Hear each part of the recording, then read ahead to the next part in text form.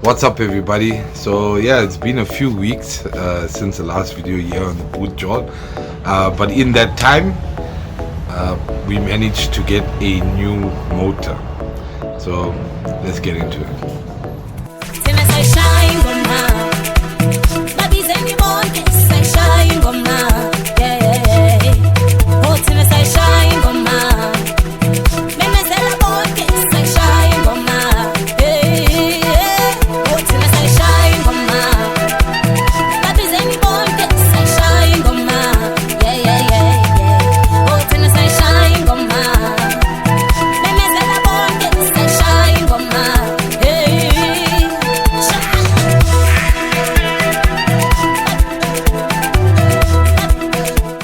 So yeah, we deep in the south here, Benny.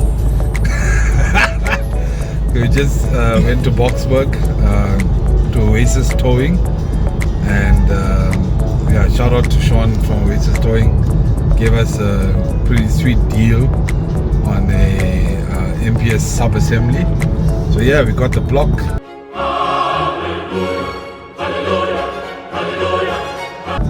Now we have to strip that stop motor down, which we'll probably do tomorrow, and then yeah, get the parts from the US and start assembling the engine together again. But the inspection, how it looks, Benny?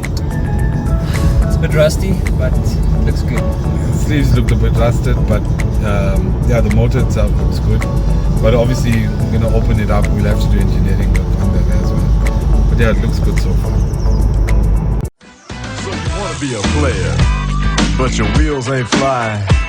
You gotta hit us up to get a pimped out ride. You got to pimp my ride.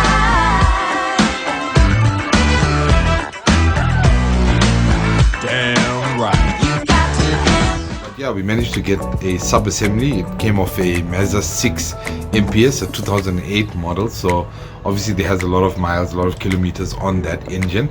So the first step obviously was to tear down that motor and see if there was anything wrong with it. We got it obviously at a scrapyard in Boxburg.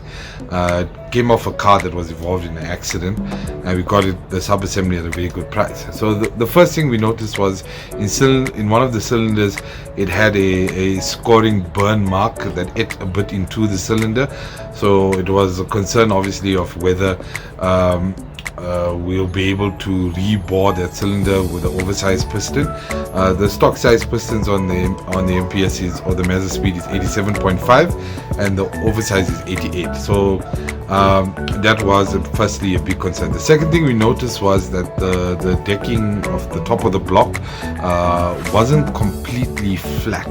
Obviously this is an aged motor, and obviously the water channels had a lot of rust in them. So the first thing was we got all those channels cleaned out, and then it was time to find an engine bullet. So we got introduced to a gentleman by the name of Yanis. He's got a lot of experience with Mazda and Ford, and did a lot of the racing motors for Mazda and Ford in South Africa, and he's also does a lot of the big engine builds for a lot of the other brands out there. Some of the very strong cars that you've seen out there on the streets in South Africa, Yanis has been behind it. And he's here in Pretoria, which is plus, it's close to home. So Yanis also has given us permission to film parts of the build. So we'll be bringing a lot of footage of the engineering process and the build. And thank you to Yanis for allowing us to do that, which also tells us, you know, he stands by his work, and he's going to do the entire thing by himself. So it's hands-on. It gives me some comfort, let's just say that. So the first thing was obviously we had to get everything over to him so that he could inspect everything, and obviously he measured that cylinder, and in his opinion we're going to get away by reboring it, in his words, basically by a ball hair. Maximum effort. But we took the decision. There was a big discussion around should we go sleeved, should we go unsleeved. But the decision is eventually to just rebore that motor, go with the oversized piston 88mm, which also takes the displacement of the MPS motor from, if I remember correctly, it's 2.27 liters to a true 2.3 liter displacement engine. And yeah, so we're going to go with the oversized piston there. Then the second thing was he checked the deck of the block. Obviously we're going to have to skim the deck of the block, and once we get measurements from him, the plan is to decrease the compression. So the stock compression on this engine is about 9.5 to 1. We want to decrease the compression to about 9, so that gives us some headroom for boosting higher. And yeah, you know, it's always a good thing where we can boost higher without worrying too much about small other issues that can happen within the tune, maybe, etc. But yeah, the plan is to decrease the compression so that we can boost higher. The next thing was the head. So he had a look at the head. As soon as he saw the head, he noticed that the head was sandblasted, and he mentioned that. And he said that in terms of doing head work, that is a big no-no. And the reason being is a lot of those microparticles that you may not see go into the oil channels, oil chambers, and can actually block it, or when you start up the motor, that comes out. So we covered this in a previous video, that there were scoring marks on the cam. So there's a few scenarios around that. The first is the cams, they may have been debris in the head because of the sandblasting that caused those marks on the bearing surfaces of the cams. The second thing could be is that the cams were never worked on initially, which it's supposed to be worked on.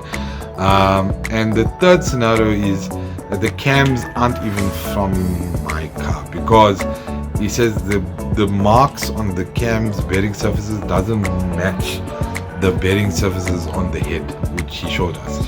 And that was quite surprising. The next thing was when we originally did the head on this on the engine, we were told we were getting upgraded springs, and I was very surprised to find that it's actually the stock springs that are cut.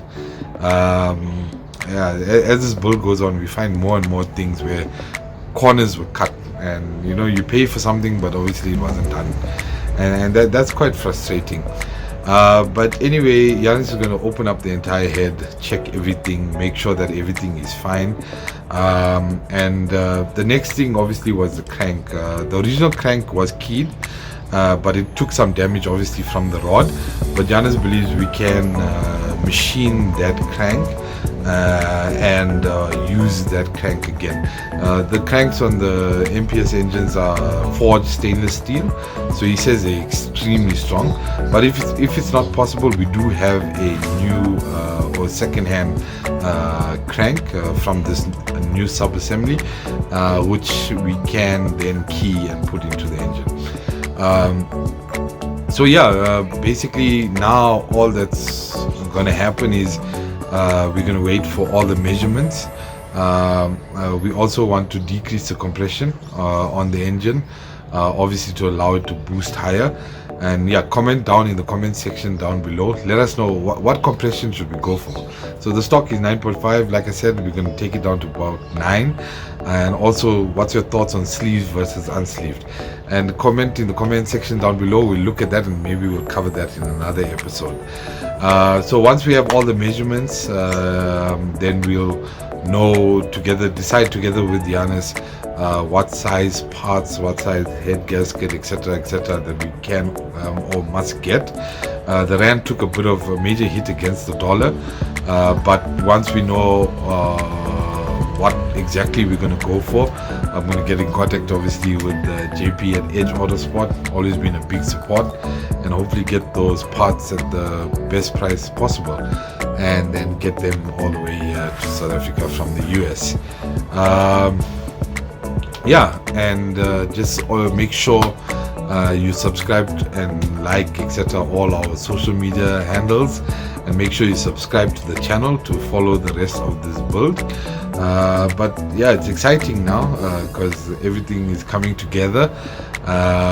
Once we get all the parts in and the machining is done, then we're going to do the assembly, the startup, and we're going to be covering all of that in the boot job. Hope you guys have a fabulous week ahead, and we'll see you in the next one. Till I say shine.